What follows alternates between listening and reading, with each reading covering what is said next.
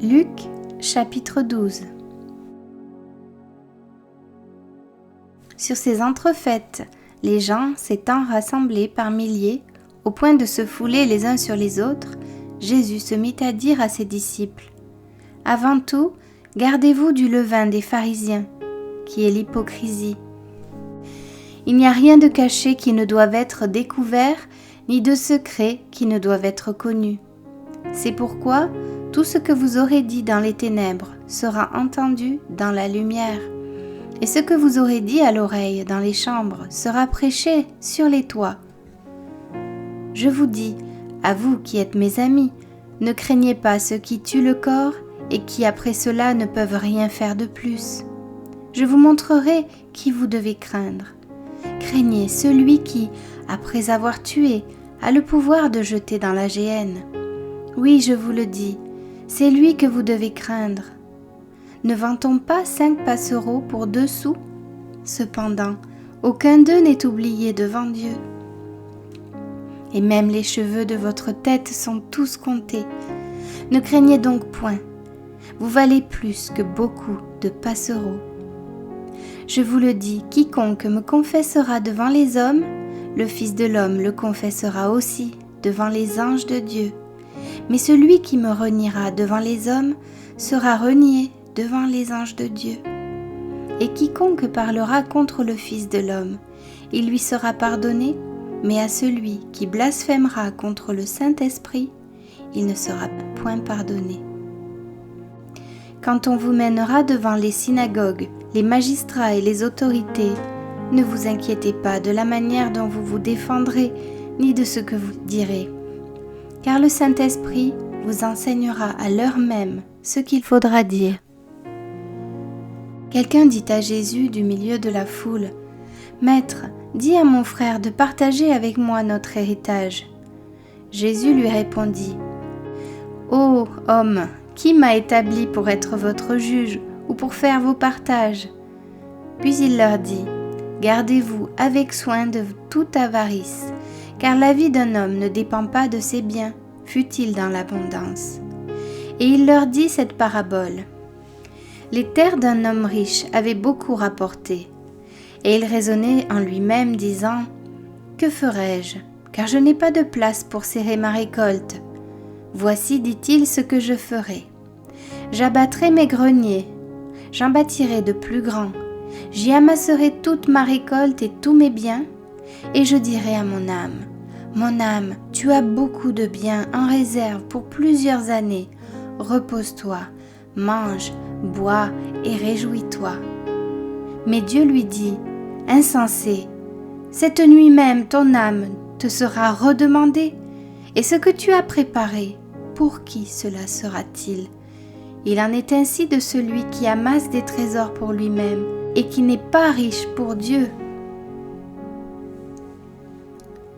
Jésus dit ensuite à ses disciples : « C'est pourquoi je vous dis, ne vous inquiétez pas pour votre vie, de ce que vous mangerez, ni pour votre corps, de quoi vous serez vêtus. La vie est plus que la nourriture, et le corps plus que le vêtement. Considérez les corbeaux, ils ne sèment ni ne moissonnent, ils n'ont ni cellier ni grenier, et Dieu les nourrit. Combien ne valez-vous pas plus que les oiseaux ? Qui de vous, par ses inquiétudes, peut ajouter une coudée à la durée de sa vie ? Si donc vous ne pouvez pas même la moindre chose, pourquoi vous inquiétez-vous du reste ? Considérez comment croissent les lys. Ils ne travaillent ni ne filent. Cependant, je vous dis que Salomon même, dans toute sa gloire, n'a pas été vêtu comme l'un d'eux. Si Dieu revêt ainsi l'herbe qui est aujourd'hui dans les champs et qui demain sera jetée au four, à combien plus forte raison ne vous vêtira-t-il pas, gens de peu de foi ? Et vous ne cherchez pas ce que vous mangerez et ce que vous boirez, et ne soyez pas inquiets, car toutes ces choses, ce sont les païens du monde qui les recherchent. Votre Père sait que vous en avez besoin. Cherchez plutôt le royaume de Dieu, et toutes ces choses vous seront données par-dessus. Ne crains point, petit troupeau, car votre Père a trouvé bon de vous donner le royaume. Vendez ce que vous possédez et donnez-le en aumône.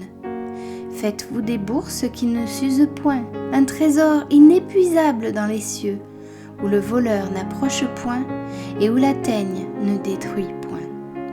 Car là où est votre trésor, là aussi sera votre cœur. Que vos reins soient sains et vos lampes allumées. Et vous soyez semblables à des hommes qui attendent que leur maître revienne des noces, afin de lui ouvrir dès qu'il arrivera et frappera. Heureux ces serviteurs que le maître à son arrivée trouvera veillants. Je vous le dis en vérité, il se scindra, les fera mettre à table et s'approchera pour les servir. Qu'il arrive à la 2e ou à la 3e veille, heureux ces serviteurs s'il les trouve veillants. Sachez-le bien, si le maître de la maison savait à quelle heure le voleur doit venir, il veillerait et ne laisserait pas percer sa maison. Vous aussi, tenez-vous prêts, car le Fils de l'homme viendra à l'heure où vous n'y penserez pas. Pierre lui dit, « Seigneur, est-ce à nous ou à tous que tu adresses cette parabole ?» Et le Seigneur dit, « Quel est donc l'économe fidèle et prudent que le maître établira sur ses gens pour leur donner la nourriture au temps convenable ? Heureux ce serviteur que son maître, à son arrivée, trouvera faisant ainsi. Je vous le dis en vérité, il l'établira sur tous ses biens. Mais si ce serviteur dit en lui-même, « Mon maître tarde à venir », s'il se met à battre les serviteurs et les servantes, à manger, à boire et à s'enivrer, le maître de ce serviteur viendra le jour où il ne s'y attend pas et à l'heure qu'il ne connaît pas. Il le mettra en pièces et il lui donnera sa part avec les infidèles. Le serviteur qui, ayant connu la volonté de son maître, n'a rien préparé et n'a pas agi selon sa volonté, sera battu d'un grand nombre de coups. Mais celui qui, ne l'ayant pas connu, a fait des choses dignes de châtiment, sera battu de peu de coups. On demandera beaucoup à qui l'on a beaucoup donné, et l'on exigera davantage de celui à qui l'on a beaucoup confié. Je suis venu jeter un feu sur la terre, et qu'ai-je à désirer s'il est déjà allumé ? Il est un baptême dont je dois être baptisé, et combien il me tarde qu'il soit accompli. Pensez-vous que je sois venu apporter la paix sur la terre ? Non, vous dis-je, mais la division. Car désormais, 5 dans une maison seront divisés, 3 contre 2 et 2 contre 3, le père contre le fils et le fils contre le père, la mère contre la fille et la fille contre la mère, la belle-mère contre la belle-fille et la belle-fille contre la belle-mère. Il dit encore aux foules, « Quand vous voyez un nuage se lever à l'Occident, vous dites aussitôt, la pluie vient, et il arrive ainsi. Et quand vous voyez souffler le vent du midi, vous dites, il fera chaud, et cela arrive. Hypocrite, vous savez discerner l'aspect de la terre et du ciel. Comment ne discernez-vous pas ce temps-ci ? Et pourquoi ne discernez-vous pas de vous-même ce qui est juste ? Lorsque tu vas avec ton adversaire devant le magistrat, tâche en chemin de te dégager de lui, de peur qu'il ne te traîne devant le juge, que le juge ne te livre à l'officier de justice et que celui-ci ne te mette en prison. Je te le dis, tu ne sortiras pas de là que tu n'aies payé jusqu'à la dernière pite.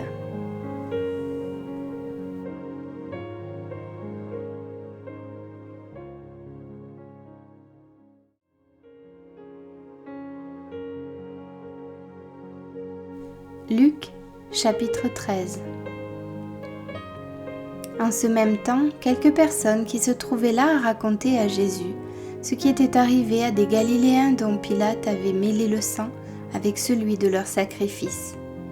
Il leur répondit, « Croyez-vous que ces Galiléens fussent de plus grands pécheurs que tous les autres Galiléens parce qu'ils ont souffert de la sorte ? Non, je vous le dis. Mais si vous ne vous repentez pas, vous périrez tous également. Ou bien ces 18 personnes sur qui est tombée la tour de Siloé et qu'elle a tuées, croyez-vous qu'elles fussent plus coupables que tous les autres habitants de Jérusalem?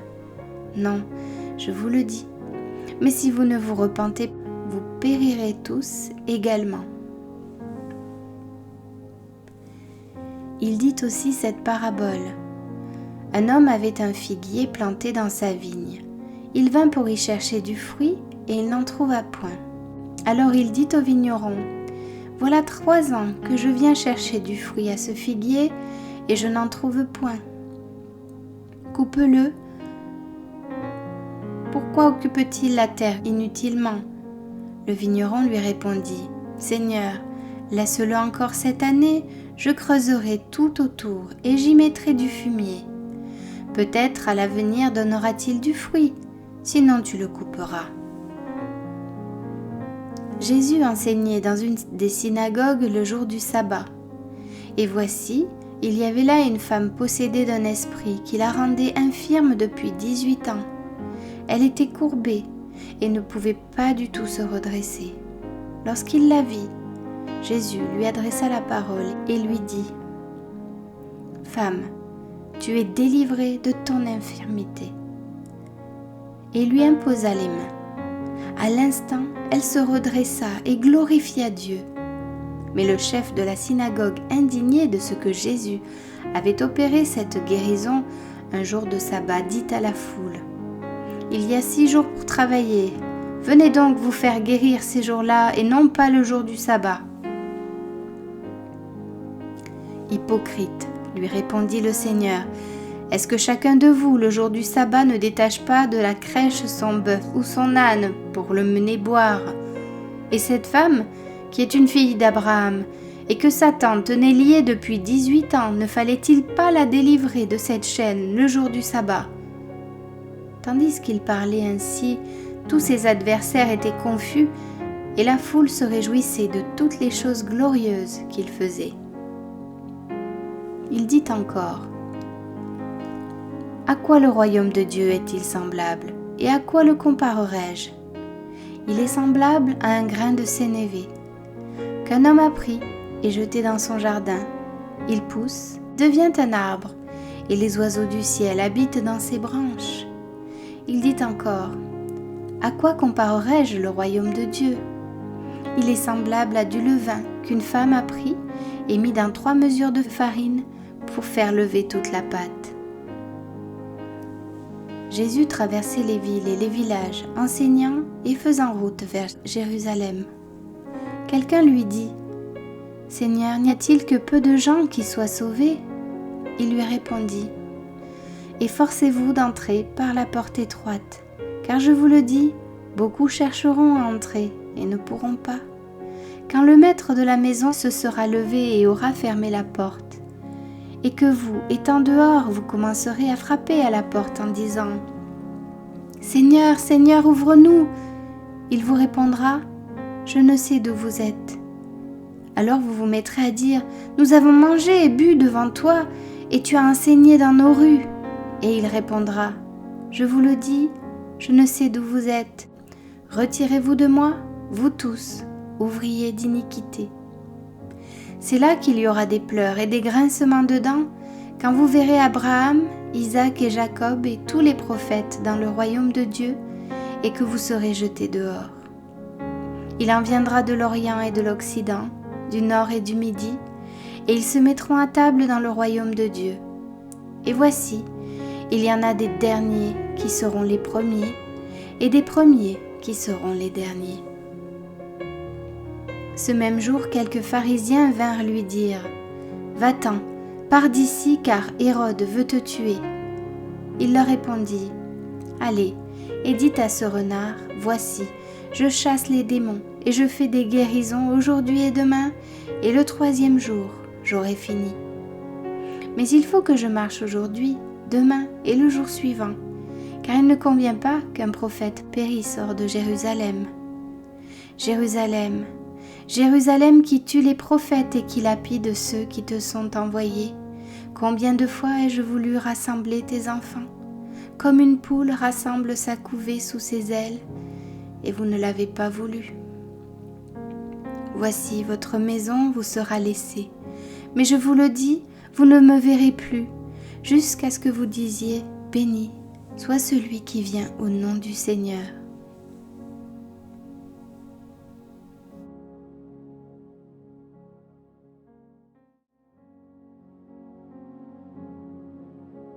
Luc, chapitre 14.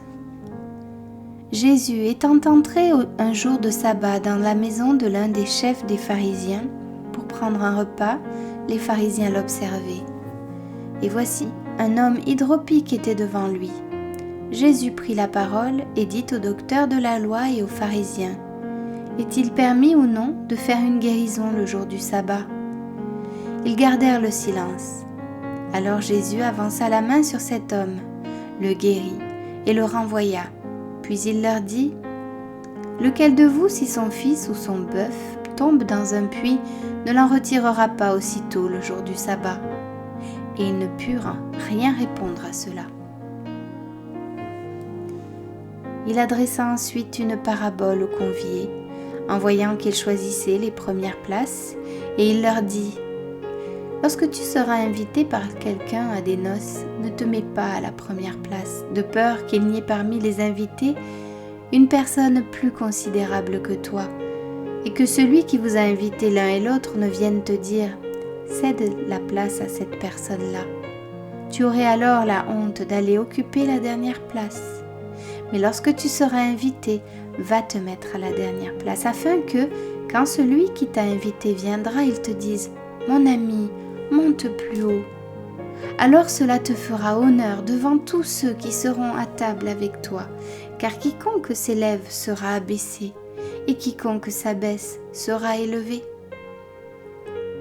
Il dit aussi à celui qui l'avait invité, « Lorsque tu donnes à dîner ou à souper, n'invite pas tes amis, ni tes frères, ni tes parents, ni des voisins riches, de peur qu'ils ne t'invitent à leur tour et qu'on ne te rende l'appareil.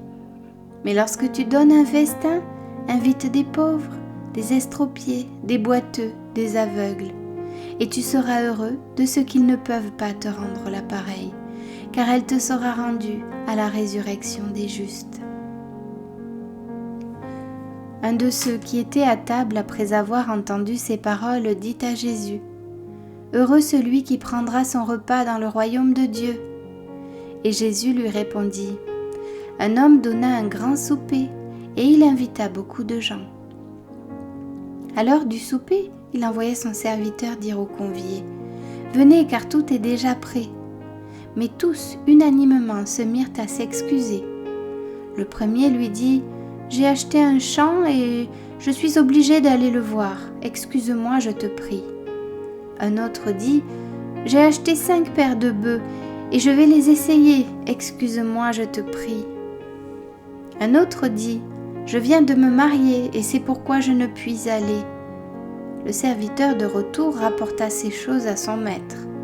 Alors le maître de la maison, irrité, dit à son serviteur, « Va promptement dans les places et dans les rues de la ville, et amène ici les pauvres, les estropiés, les aveugles et les boiteux. » Le serviteur dit, « Maître, ce que tu as ordonné a été fait, et il y a encore de la place. » Et le maître dit au serviteur, « Va dans les chemins et le long des haies, et ceux que tu trouveras, contrains-les d'entrer, afin que ma maison soit remplie.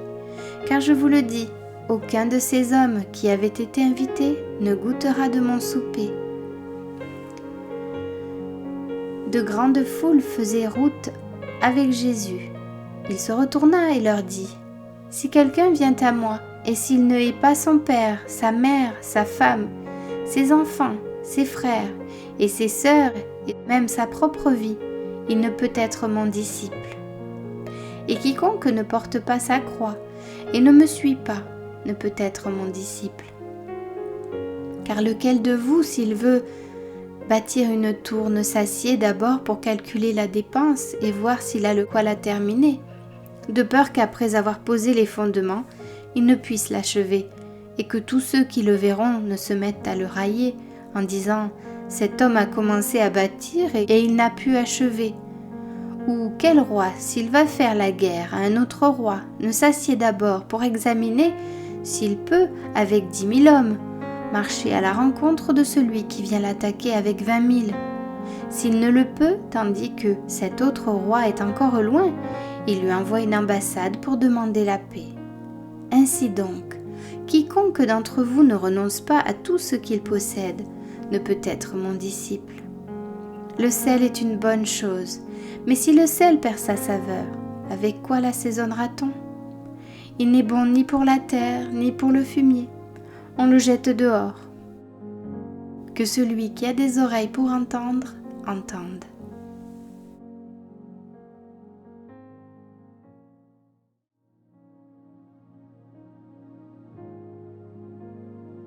Luc chapitre 15. Tous les publicains et les gens de mauvaise vie s'approchaient de Jésus pour l'entendre. Et les pharisiens et les scribes murmuraient, disant : Cet homme accueille des gens de mauvaise vie et mange avec eux. Mais il leur dit cette parabole. Quel homme d'entre vous, s'il a 100 brebis et qu'il en perde une, ne laisse les 99 autres dans le désert pour aller après celle qui est perdue, jusqu'à ce qu'il la retrouve ? Lorsqu'il l'a retrouvée, il la met avec joie sur ses épaules, et de retour à la maison, il appelle ses amis et ses voisins et leur dit : Réjouissez-vous avec moi, car j'ai retrouvé ma brebis qui était perdue. De même, je vous le dis, il y aura plus de joie dans le ciel pour un seul pécheur qui se repent, que pour 99 justes qui n'ont pas besoin de repentance. Ou quelle femme, si elle a 10 drachmes, et qu'elle en perde une, n'allume une lampe, ne balaie la maison et ne cherche avec soin, jusqu'à ce qu'elle la retrouve. Lorsqu'elle l'a retrouvée, elle appelle ses amis et ses voisines et dit : Réjouissez-vous avec moi, car j'ai retrouvé la drachme que j'avais perdue. De même, je vous le dis, il y a de la joie devant les anges de Dieu pour un seul pécheur qui se repent. Il dit encore : Un homme avait 2 fils. Le plus jeune dit à son père : Mon père, donne-moi la part de bien qui doit me revenir. Et le père leur partagea son bien. Peu de jours après, le plus jeune fils, ayant tout ramassé, partit pour un pays éloigné, où il dissipa son bien en vivant dans la débauche. Lorsqu'il eut tout dépensé, une grande famille survint dans ce pays, et il commença à se trouver dans le besoin. Il alla se mettre au service d'un des habitants du pays, qu'il envoya dans ses champs garder les pourceaux. Il aurait bien voulu se rassasier des carouges que mangeaient les pourceaux, mais personne ne lui en donnait. Étant rentré en lui-même, il se dit : Combien de mercenaires chez mon père ont du pain en abondance, et moi ici, je meurs de faim. Je me lèverai, j'irai vers mon père et je lui dirai : Mon père, j'ai péché contre le ciel et contre toi. Je ne suis plus digne d'être appelé ton fils. Traite-moi comme l'un de tes mercenaires. Et il se leva et alla vers son père. Comme il était encore loin, son père le vit et fut ému de compassion. Il courut se jeter à son cou et le baisa. Le fils lui dit : Mon père, j'ai péché contre le ciel et contre toi. Je ne suis plus digne d'être appelé ton fils. Mais le père dit à ses serviteurs : Apportez vite la plus belle robe et l'en revêtez. Mettez-lui un anneau au doigt et des souliers aux pieds. Amenez le veau gras et tuez-le. Mangeons et réjouissons-nous, car mon fils que voici était mort et il est revenu à la vie. Il était perdu et il est retrouvé. Et ils commencèrent à se réjouir. Or le fils aîné était dans les champs. Lorsqu'il revint, il approcha de la maison, il entendit la musique et les danses. Il appela un des serviteurs et lui demanda ce que c'était. Le serviteur lui dit : Ton frère est de retour, et parce qu'il l'a retrouvé en bonne santé, ton père a tué le veau gras. Il se mit en colère et ne voulut pas entrer. Son père sortit et le pria d'entrer. Mais il répondit à son père : Voici, il y a tant d'années que je te sers, sans avoir jamais transgressé tes ordres, et jamais tu ne m'as donné un chevreau pour que je me réjouisse avec mes amis. Et quand ton fils est arrivé, celui qui a mangé ton bien avec des prostituées, c'est pour lui que tu as tué le veau gras. Mon enfant, lui dit le père, tu es toujours avec moi et tout ce que j'ai est à toi. Mais il fallait bien s'égayer et se réjouir parce que ton frère que voici était mort et qu'il est revenu à la vie, parce qu'il était perdu et qu'il est retrouvé.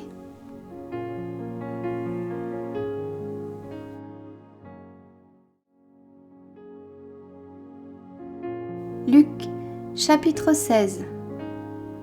Jésus dit aussi à ses disciples: un homme riche avait un économe qui lui fut dénoncé comme dissipant ses biens. Il l'appela et lui dit: qu'est-ce que j'entends dire de toi? Rends compte de ton administration, car tu ne pourras plus administrer mes biens. L'économe dit en lui-même: que ferai-je puisque mon maître m'ôte l'administration de ses biens? Travailler à la terre, je ne le puis. Mendier, j'en ai honte. Je sais ce que je ferai pour qu'il y ait des gens qui me reçoivent dans leur maison quand je serai destitué de mon emploi. Et faisant venir chacun des débiteurs de son maître, il dit au premier: combien dois-tu à mon maître? 100 mesures d'huile, répondit-il. Et il lui dit: prends ton billet, assieds-toi vite et écris 50. Il dit ensuite à un autre: et toi, combien dois-tu? 100 mesures de blé, répondit-il. Et il lui dit: prends ton billet et écris 80. Le maître loua l'économe infidèle de ce qu'il avait agi prudemment, car les enfants de ce siècle sont plus prudents à l'égard de leurs semblables que ne le sont les enfants de lumière. Et moi je vous dis, faites-vous des amis avec les richesses injustes, pour qu'ils vous reçoivent dans les tabernacles éternels, quand elles viendront à vous manquer. Celui qui est fidèle dans les moindres choses l'est aussi dans les grandes, et celui qui est injuste dans les moindres choses l'est aussi dans les grandes.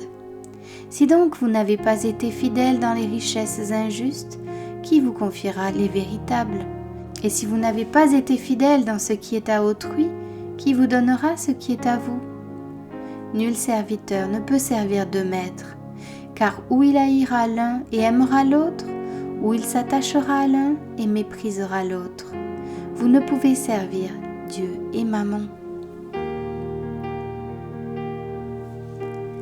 Les pharisiens qui étaient avares écoutaient aussi tout cela, et ils se moquaient de lui. Jésus leur dit: Vous cherchez à paraître juste devant les hommes, mais Dieu connaît vos cœurs, car ce qui est élevé parmi les hommes est une abomination devant Dieu. La loi et les prophètes ont subsisté jusqu'à Jean.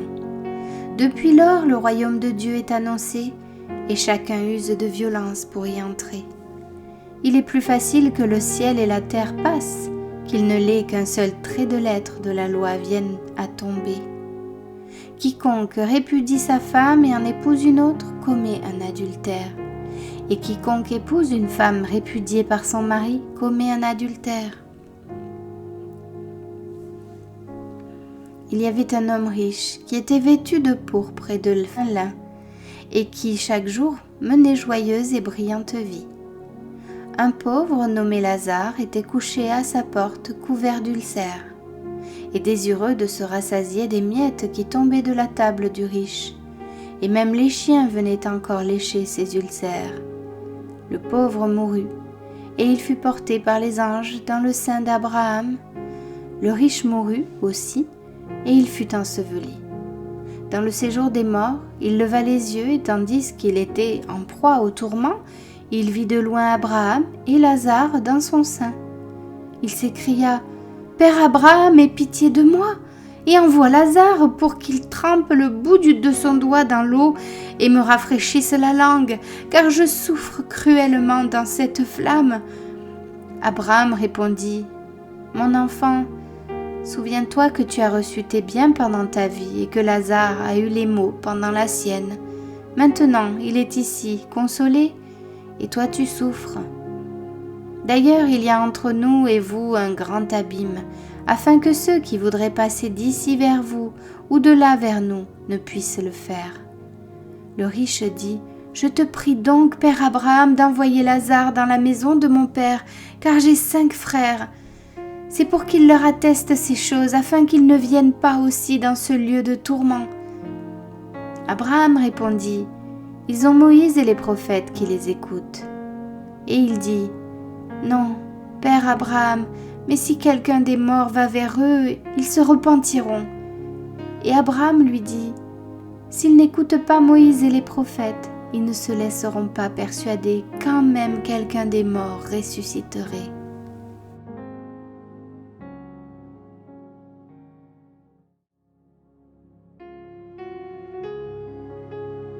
Luc chapitre 17. Jésus dit à ses disciples, « Il est impossible qu'il n'arrive pas des scandales, mais malheur à celui par qui ils arrivent. Il vaudrait mieux pour lui qu'on mît à son cou une pierre de moulin et qu'on le jetât dans la mer, que s'il scandalisait un de ses petits. Prenez garde à vous-même. Si ton frère a péché, reprends-le, et s'il se repent, pardonne-lui. Et s'il a péché contre toi 7 fois dans un jour, et que 7 fois il revienne à toi disant « Je me repens », tu lui pardonneras. » Les apôtres dirent au Seigneur, « Augmente-nous la foi. » Et le Seigneur dit, « Si vous aviez de la foi comme un grain de sénévé, vous diriez à ce sycomore, « Déracine-toi et plante-toi dans la mer, » et il vous obéirait. Qui de vous, ayant un serviteur qui laboure ou paie les troupeaux, lui dira, quand il revient des champs, « Approche vite et mets-toi à table » ? Ne lui dira-t-il pas au contraire, « Prépare-moi à souper, ceins-toi et sers-moi jusqu'à ce que j'aie mangé et bu. Après cela, toi, tu mangeras et boiras. » Doit-il de la reconnaissance à ce serviteur parce qu'il a fait ce qui lui a été ordonné ? Vous de même, quand vous avez fait tout ce qui vous a été ordonné, dites « Nous sommes des serviteurs inutiles, nous avons fait ce que nous devions faire. »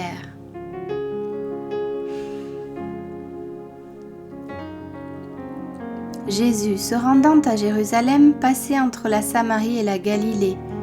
Comme il entrait dans un village, 10 lépreux vinrent à sa rencontre. Se tenant à distance, ils élevèrent la voix et dirent « Jésus, Maître, aie pitié de nous. » Dès qu'il les eut vus, il leur dit « Allez vous montrer au sacrificateur. » Et pendant qu'ils y allaient, il arriva qu'ils furent guéris. L'un d'eux, se voyant guéri, revint sur ses pas, glorifiant Dieu à haute voix. Il tomba sur sa face aux pieds de Jésus et lui rendit grâce. C'était un Samaritain.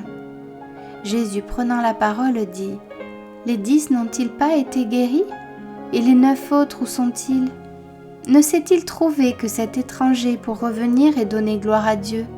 Puis il lui dit « Lève-toi, va, ta foi t'a sauvé. » Les pharisiens demandèrent à Jésus quand viendrait le royaume de Dieu. Il leur répondit, « Le royaume de Dieu ne vient pas de manière à frapper les regards.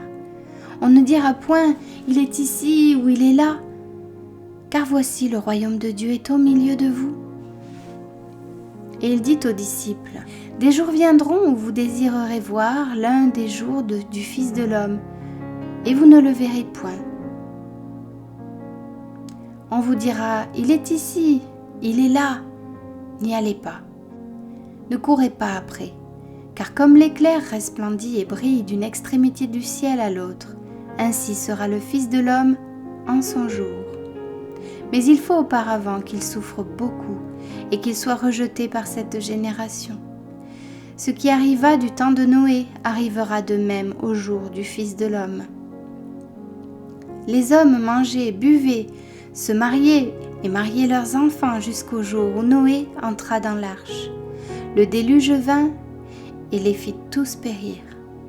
Ce qui arriva du temps de Lot arrivera pareillement. Les hommes mangeaient, buvaient, achetaient, vendaient, plantaient, bâtissaient. Mais le jour où Lot sortit de Sodome, une pluie de feu et de soufre tomba du ciel et les fit tous périr. Il en sera de même le jour où le Fils de l'homme paraîtra. En ce jour-là, que celui qui sera sur le toit et qui aura ses effets dans la maison ne descende pas pour les prendre, et que celui qui sera dans les champs ne retourne pas non plus en arrière. Souvenez-vous de la femme de Lot. Celui qui cherchera à sauver sa vie la perdra, et celui qui la perdra la retrouvera. Je vous le dis, en cette nuit-là, de 2 personnes qui seront dans le même lit, l'une sera prise et l'autre laissée.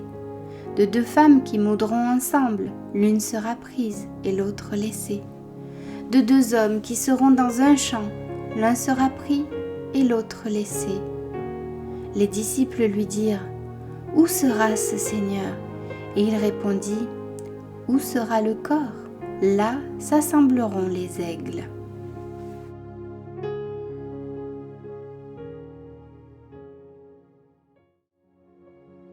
Luc, chapitre 18. Jésus leur adressa une parabole pour montrer qu'il faut toujours prier et ne point se relâcher. Il dit : Il y avait dans une ville un juge qui ne craignait point Dieu et qui n'avait d'égard pour personne. Il y avait aussi dans cette ville une veuve qui venait lui dire : Fais-moi justice de ma partie adverse. Pendant longtemps il refusa, mais ensuite il dit en lui-même : Quoique je ne craigne point Dieu et que je n'ai d'égard pour personne, néanmoins parce que cette veuve m'importune, je lui ferai justice, afin qu'elle ne vienne pas sans cesse me rompre la tête. Le Seigneur ajouta : Entendez ce que dit le juge inique. Et Dieu ne fera-t-il pas justice à ses élus, qui crient à lui jour et nuit, et tardera-t-il à leur égard ? Je vous le dis, il leur fera promptement justice. Mais quand le Fils de l'homme viendra, trouvera-t-il la foi sur la terre ? Il dit encore cette parabole en vue de certaines personnes se persuadant qu'elles étaient justes et ne faisant aucun cas des autres. 2 hommes montèrent au temple pour prier. L'un était pharisien et l'autre publicain. Le pharisien debout priait ainsi en lui-même : Ô Dieu, je te rends grâce de ce que je ne suis pas comme le reste des hommes, qui sont ravisseurs, injustes, adultères, ou même comme ce publicain. Je jeûne 2 fois la semaine, je donne la dîme de tous mes revenus. Le publicain, se tenant à distance, n'osait même pas lever les yeux au ciel, mais il se frappait la poitrine en disant : Ô Dieu, sois apaisé envers moi qui suis un pécheur. Je vous le dis, celui-ci descendit dans sa maison justifié plutôt que l'autre, car quiconque s'élève sera abaissé, et celui qui s'abaisse sera élevé. On lui amena aussi les petits-enfants, afin qu'il les touchât. Mais les disciples, voyant cela, reprenaient ceux qui les amenaient. Et Jésus les appela et dit : Laissez venir à moi les petits-enfants, et ne les en empêchez pas, car le royaume de Dieu est pour ceux qui leur ressemblent. Je vous le dis en vérité, quiconque ne recevra pas le royaume de Dieu comme un petit enfant, n'y entrera point. Un chef interrogea Jésus et dit : Bon maître, que dois-je faire pour hériter la vie éternelle ? Jésus lui répondit : Pourquoi m'appelles-tu bon ? Il n'y a de bon que Dieu seul. Tu connais les commandements. Tu ne commettras point d'adultère, tu ne tueras point, tu ne déroberas point, tu ne diras point de faux témoignages, honore ton père et ta mère. J'ai, dit-il, observé toutes ces choses dès ma jeunesse. Jésus, ayant entendu cela, lui dit : Il te manque encore une chose. Vends tout ce que tu as, distribue-le aux pauvres, et tu auras un trésor dans les cieux. Puis viens et suis-moi. Lorsqu'il entendit ces paroles, il devint tout triste, car il était très riche. Jésus, voyant qu'il était devenu tout triste, dit : Qu'il est difficile à ceux qui ont des richesses d'entrer dans le royaume de Dieu. Car il est plus facile à un chameau de passer par le trou d'une aiguille qu'à un riche d'entrer dans le royaume de Dieu. Ceux qui l'écoutaient dirent : Et qui peut être sauvé ? Jésus répondit : Ce qui est impossible aux hommes est possible à Dieu. Pierre dit alors, « Voici, nous avons tout quitté et nous t'avons suivi. » Et Jésus leur dit, « Je vous le dis en vérité, il n'est personne qui, ayant quitté à cause du royaume de Dieu sa maison ou sa femme ou ses frères ou ses parents ou ses enfants, ne reçoive beaucoup plus dans ce siècle-ci et dans le siècle à venir la vie éternelle. » Jésus prit les 12 auprès de lui et leur dit, « Voici, nous montons à Jérusalem et tout ce qui a été écrit par les prophètes au sujet du Fils de l'homme s'accomplira. Car il sera livré aux païens, on se moquera de lui, on l'outragera, on crachera sur lui, et après l'avoir battu de verge, on le fera mourir. Et le 3e jour, il ressuscitera. » Mais ils ne comprirent rien à cela. C'était pour eux un langage caché, des paroles dont ils ne saisissaient pas le sens.